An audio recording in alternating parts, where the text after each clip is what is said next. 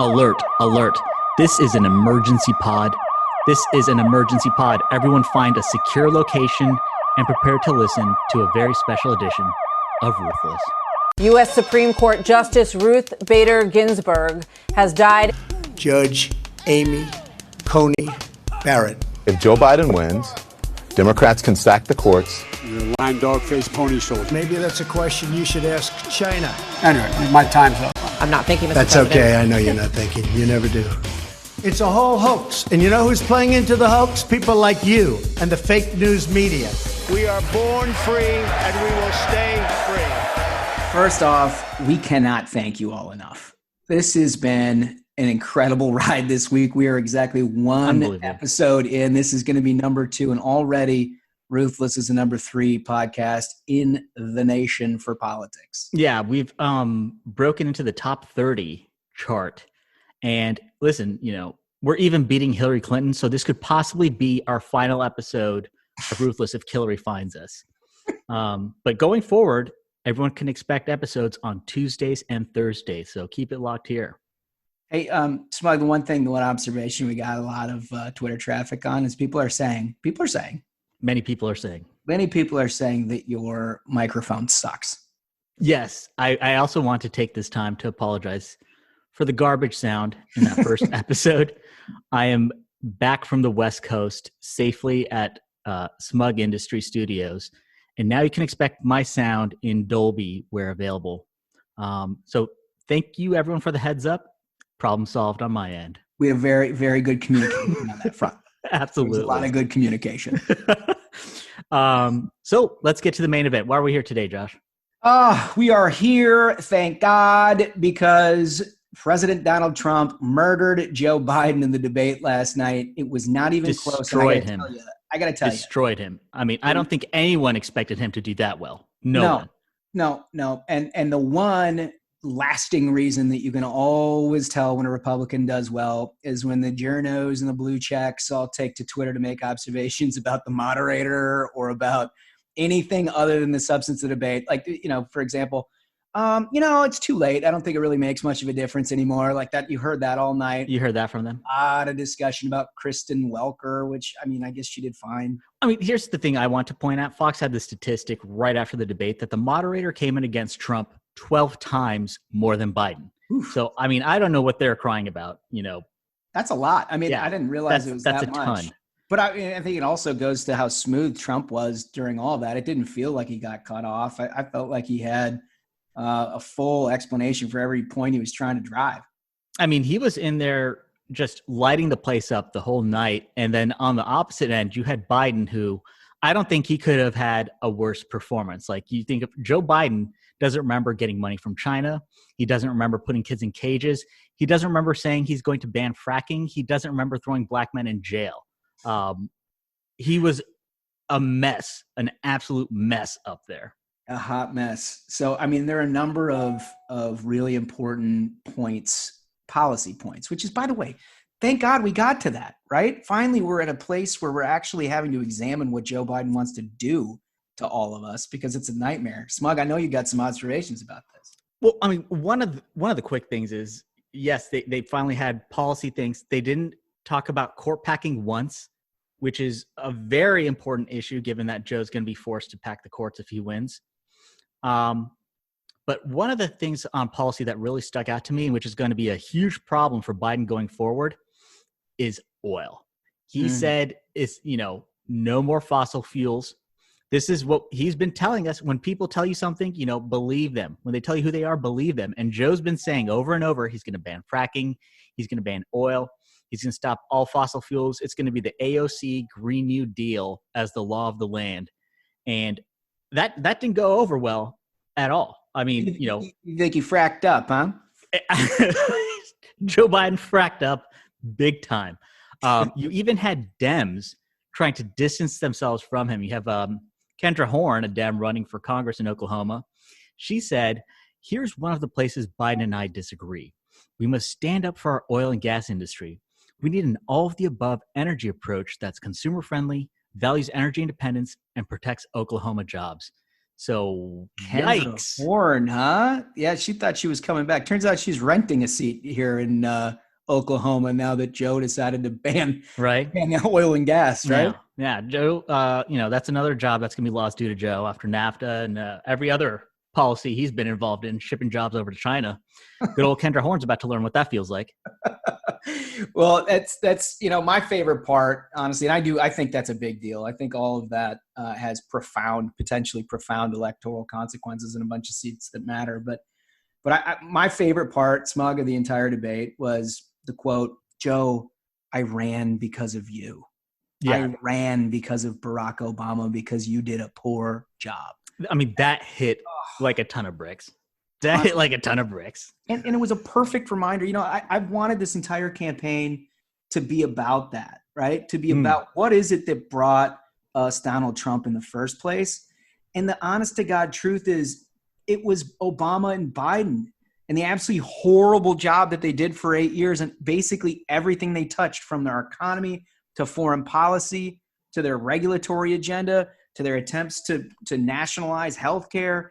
I mean, everything they touched was horrible. And this was like the first time in this entire campaign where Joe Biden's had to stand on a stage and try to defend it. That was such a huge moment. I would have loved to have that become a theme of the Trump campaign earlier, because like for all the takes and all the books that are written on why Trump won, middle-class Americans were sick and tired of the rich getting richer, the poor getting poorer, their jobs being sent to overseas, and Trump was the answer. And, promises made, promises kept. Trump became the champion of the middle class. He's brought manufacturing back. We've got energy jobs going strong. And the fact that, that was the first time you had that clear comparison and reason that, I ran because of you. It was just huge. Perfect contrast with what he's trying to drive home about the permanent political class, right? Totally. Joe Biden's been there for 47 years. If you've got complaints about anything that's happening, talk to Joe. He's been the guy who's been here for 4+ decades. I'm the guy who's trying to bail us out of it. The contrast is exactly where he was. This is the first debate, in my view, where Donald Trump debated Joe Biden like he debated Hillary Clinton. And the contrast, like you say, is so huge and so clear. You had Joe Biden, who's talking about a dark winter, America is racist, and riots. And Trump, you've got springtime, you've got the First Step Act, you've got prosperity. Like Joe is having to answer for crime bill where he was locking up black men as fast as he possibly could. And at last, someone held Joe Biden accountable, because our crooked press will not. No, they sure won't. I mean, it's we'll get to more of that. I've got some observations on the other things that our press has been doing, but I know you've got a couple more observations about this debate. Yeah, well, it was more of the aftermath of the debate that I really enjoyed. So libs don't know what coyotes are. Who'd have thought that our moral and cultural superiors, the blue checks, have no idea what the hell they're talking about? I honestly thought I was looking at a parody Twitter when the coyote debate brought. Seriously. Oh, it was unbelievable. Blue checks were saying, oh my God, Trump just said that coyotes are coming in the night and snatching up children and carrying them across the border. And there were hundreds of these. What's her name? That broad from Sex and the City, Kim Cattrall, had a tweet that got so much attention. People are brought here by coyotes? Yes. And a coyote is a human trafficker. It's not a four-legged wolf-like creature. They actually thought he was referring to the animal coyote. Yeah. And of course, whenever you have a blue check pylon, David Hogg jumped in there and, maybe he'd change his position on shotguns if he knew the coyotes were coming for him. That's all I'm saying. Attacking the children, Smug. It's my brand. Someone's got to do it. You're attacking the children. Which leads to the next segue, Josh. What other thoughts did you have about the debate? What other children do we have around here? Well, let's see. You know what? This actually does lead into a Hunter Biden component, because I was flabbergasted. I guess I shouldn't be, but I was flabbergasted that Joe Biden could stand on stage without any evidence whatsoever and dismiss all of the allegations about Hunter, about business dealings, about whether he was involved, all of the stuff we've learned over the last week with a simple allegation, totally unproven, that it's a Russian disinformation campaign. Here we are again. It's Russia, Russia, Russia. That's I mean, what they always fall back on. I just like at some point in history, we're going to take a look back at this and just be astounded that our press, our media, and much of our culture just allowed the shit to happen. Because, I mean, look, we just went through a 3.5-year process that was driven exclusively by a Russian disinformation campaign. It wasn't the like $100 they spent on Facebook in the election in 2016. It wasn't some low-level Trump staffer sitting at a bar in London. It was a dossier that was paid for by Hillary Clinton, dropped on the desk of President Trump on his day one by Jim Comey, that led to all kinds of subpoenas, of wiretaps, of all of these things that led to a Mueller report, eventually an impeachment.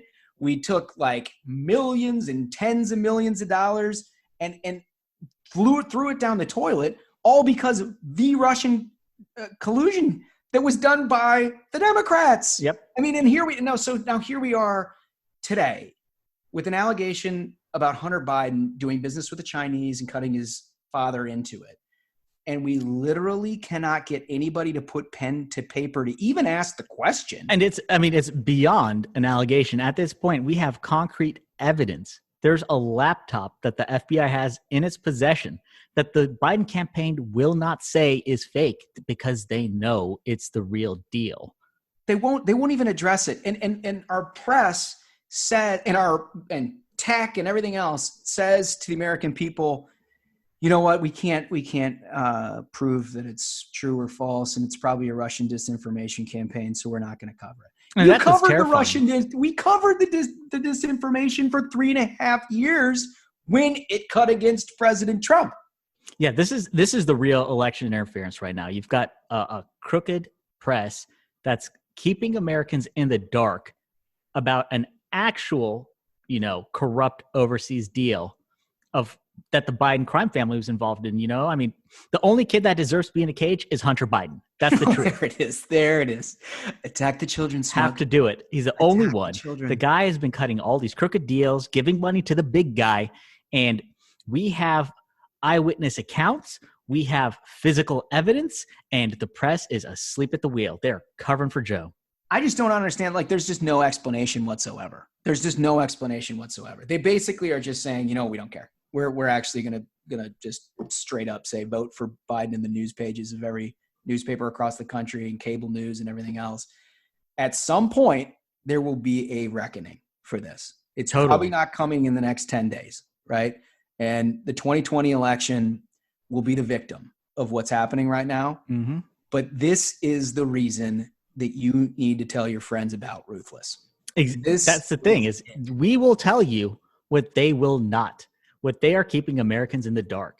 We have to get together a couple of times a week to discuss this shit because nobody else will. Nope. And we're not going to give you like a Federalist Papers lesson in the process. Right? No. You know what? Watch. Now that we're going to replace the press, they're going to start calling us. They're going to say Ruthless is a Russian disinformation campaign. So. Watch the algorithm change, and all of a sudden we totally to 300 overnight. Like alert! People are learning the truth. Big tech hits the button, algorithm change. They can't stop us if you keep subscribing. So that's keep the thing. Subscribing and giving us 5 stars because we love those. And tell all your friends to subscribe. Hit that 5 stars. And what do we have coming up on Ruthless Forum, Josh? What do we have this coming is up super next week? big, guys. I'm really excited about this because we've got some big interviews coming up. We haven't done the interviews on the pod yet, but we've got them coming up, and we've had a lot of requests, by the way, from really sort of big time political players. And next week we have, perhaps a future president. Somebody who's certainly been in that conversation over the last few years, and so we're very excited. That's a solid teaser. I'm gonna be here on Tuesday. Everyone else out there, you better be locked in on Tuesday too. So remember, minions, stay ruthless. Keep the faith, hold the line, and own the libs. We'll see you next week.